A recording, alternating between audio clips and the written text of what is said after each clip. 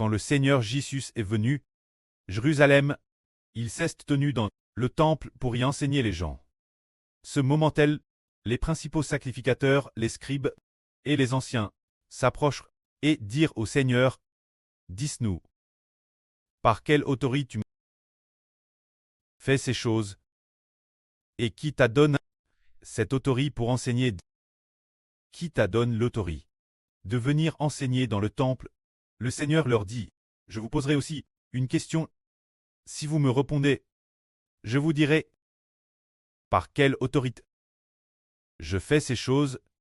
Ils pensaient que le Seigneur Jésus n'avait pas d'autorité pour enseigner dans le temple, mais en réalité, seul le Seigneur avait une telle autorité, car il est le Fils de Dieu. Pourtant, les principaux sacrificateurs, les scribes, se trouvent, et les anciens, en principe, ce devaient être les principaux sacrificateurs, les scribes, et les anciens, qui avaient l'autorité d'enseigner le peuple. Mais maintenant, le Seigneur est venu au temple pour enseigner le peuple.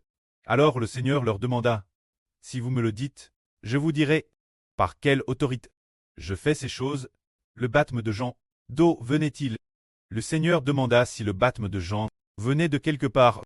Alors, le Seigneur voulait leur faire comprendre que le témoignage de Jean, le baptême de Jean, et le fait que Jean baptisait les gens, était elle pour témoigner de celui qui venait après Jean, le Messie, le Christ. Mais les principaux sacrificateurs de l'époque, ils ne savaient pas trop comment répondre. Le Seigneur dit, le baptême de Jean, d'où venait-il? Venait-il du ciel de Dieu ou de la terre? Comme tout le monde à l'époque savait que Jean était un prophète, ses principaux sacrificateurs n'osaient pas dire que cela venait de la terre, car Jean venait vraiment du ciel, et tout le peuple le considérait comme un prophète. Alors s'ils disaient du ciel, le baptême de Jean venant du ciel, ils se disaient que Jésus dirait, si vraiment nous disons que le baptême de Jean venait du ciel, alors Jésus pourrait dire, pourquoi donc ne l'avez-vous pas cru? Jean a pourtant témoigne pour moi, mais si nous disons, le baptême de Jean venait de la terre, le peuple nous lapidera. Ils répondirent donc, nous ne savons pas d'où venait le baptême de Jean, et le Seigneur leur répondit, moi non plus je ne vous dirai pas, par quelle autorité je fais ces choses. Ainsi le Seigneur ne leur dit rien. Le Seigneur voulait leur faire comprendre, le baptême de Jean vient du ciel, Jean, pour moi, a rendu témoignage Jésus-Christ. C'est pourquoi j'ai l'autorité pour expliquer la vraie au peuple. Le Seigneur voulait dire cela. Ce moment-là, le Seigneur ne leur a pas dit. Ce moment-là, le Seigneur Jésus-Christ a ensuite enseigné une chose. Cette chose est le point central de cette vraie. Le Seigneur a dit, une parabole, le Seigneur a dit, et a demandé aux Juifs de l'époque, aux principaux sacrificateurs et aux pharisiens, ceux qui auraient de traits pour le peuple, les guides du peuple, ceux qui étaient les chefs, le Seigneur a dit, qu'en pensez-vous? Un homme avait 2 fils. Alors cet homme dit son fils en, mon fils, va aujourd'hui travailler dans la vigne. Le fils en répondit, je ne veux pas y aller, mais plus tard. Le fils en s'est repenti, et il est allé travailler dans la vigne. Alors cet homme s'adressa à son autre fils et dit, mon fils, va aujourd'hui travailler dans la vigne. Le second répondit, d'accord, j'irai. Bien que le second ait répondu favorablement, pourtant, il n'a pas voulu y aller. Lequel des deux, de ses 2 fils, est celui qui a fait la volonté de son preux? Ils répondirent. Ces gens répondirent, c'est le premier. Parce que le fils en est allé travailler dans la vigne. Alors le Seigneur répondit, en vrai, je vous le dis, les collecteurs d'humtes et les prostituées vous devanceront dans le royaume de Dieu, car Jean est venu en vous montrant la voie de la justice. Cette voie de la justice, c'est le Christ, et vous ne l'avez pas cru. Mais les collecteurs d'humtes et les prostituées l'ont cru. Et madame, après avoir vu le Christ, vous ne vous êtes pas repenti.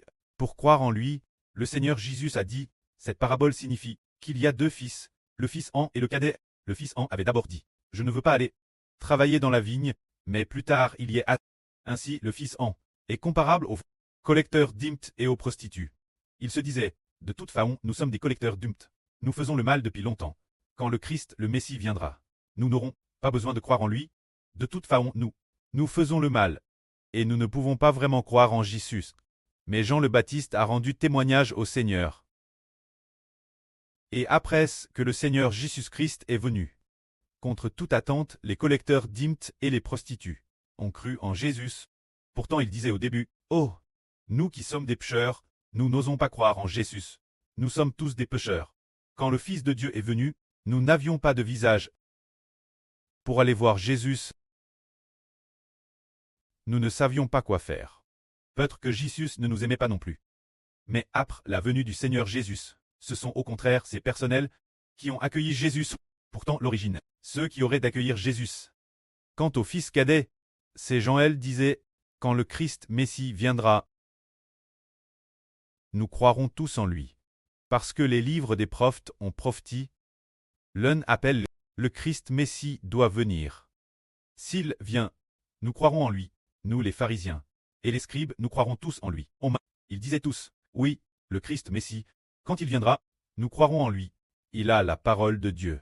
Mais quand le Messie, le Seigneur Jésus-Christ, est venu, ils n'ont pourtant pas voulu croire en Jésus, mais ils ont plus rejeté Jésus. C'est pourquoi le Seigneur a dit, les collecteurs d'umpts et les prostituées devanceront les pharisiens dans le royaume de Dieu. Et aujourd'hui, c'est la madame chose. Quand le frère Héber est venu, les religieux ne connaissaient pas le frère Héber, mais les gens ordinaires. Les frères et sœurs qui avaient commis beaucoup de PHX ont au contraire voulu l'accueillir. TRS volontiers. Pour travailler ensemble, finalement par le Seigneur Jésus-Christ. Et le précleste, nous avons été des fils pour très nobles. On voit donc que le Seigneur dit, les collecteurs d'umpts et les prostituées entrent avant vous dans le royaume de Dieu. Regardons encore. Il y a une femme, comme le rapporte la Bible, une femme, cette femme, elle, un jour le Seigneur Jésus-Christ, chez un pharisien nommé Simon, l'invite dans sa maison, ce Simon n'était pas Pierre, c'était un autre Simon. Alors pendant qu'il y était, le Seigneur Jésus-Christ s'y trouvait, dans la maison de cet homme. Une femme, approche du Seigneur, cette femme, une pécheresse, c'était peut-être une prostituée. Elle est venue devant le Seigneur, a vers du parfum, sur les pieds du Seigneur, les a essuyés avec ses cheveux, les a mouillés de ses larmes, et n'a cesse de baiser les pieds du Seigneur. Elle versait beaucoup de larmes. Ce moment-là, le pharisien Simon, celui madame qui avait invité le Seigneur Jésus-Christ, ce repas, se disait en lui-même, si Jésus était un prophète, il saurait, quelle femme, c'est elle. Cette femme, c'est une prostituée, une pécheresse. Alors le Seigneur dit aussitôt, cet homme nomme Simon. Simon, j'ai quelque chose à te dire. Et il répondit, Maître parle. Alors le Seigneur lui dit, 2 personnes devaient de l'argent à un créancier, l'une devait 500 deniers, l'autre 50. Comme tous deux n'avaient pas de quoi rembourser, le créancier remit leur dette tous deux. Lequel des deux l'aimera le plus? Ce créancier. Simon répondit, je suppose que c'est celui qui il a le plus remis. Parce qu'il devait beaucoup, et que toute sa dette a été remise. C'est pourquoi il aime davantage le créancier, l'aime davantage, et lui est reconnaissant. Le Seigneur lui dit, tu as bien jugé. Vois-tu cette femme? Je suis dans ta maison. Tu ne m'as pas donné d'eau pour mes pieds. Mais elle, cette femme, a mouillé mes pieds de ses larmes et les a essuyés avec ses cheveux. Tu ne m'as pas versé d'huile sur la tête, mais elle a versé du parfum sur mes pieds. Tu ne m'as pas donné de baiser, mais elle n'a cesse de me baiser les pieds. Bien qu'elle ait commis beaucoup de péchés, tous ces péchés ont été pardonnés, car elle a beaucoup aimé. Mais celui qui en pardonne peu, aime peu. Alors, le Seigneur dit à la femme, mon enfant, va en paix. Ta foi t'a sauvé. Ta foi a fait que tes péchés sont pardonnés. Alors cette femme a cessé de pleurer. Elle t'est en paix. Et son cœur a été console. Elle savait que tous ces PHAs, guerres au Rédempteur Jésus, te pardonne. Alors aujourd'hui nous disons, le Seigneur Jésus-Christ dit, que les prostituées perséderont les pharisiens, dans le royaume de Dieu. Pour quelle raison? C'est parce que, ils ont accueilli, le Rédempteur Jésus, car le Seigneur Jésus est venu dans le monde, pour sauver les justes, ou pour sauver les pécheurs. C'est pour sauver les pécheurs. Mais dans ce monde, y a-t-il des justes? Pas un seul. Du point de vue du péché, il n'y a pas de juste, pas madame un seul. Le Fils de Dieu s'est fait homme. Précisément pour sauver les pécheurs.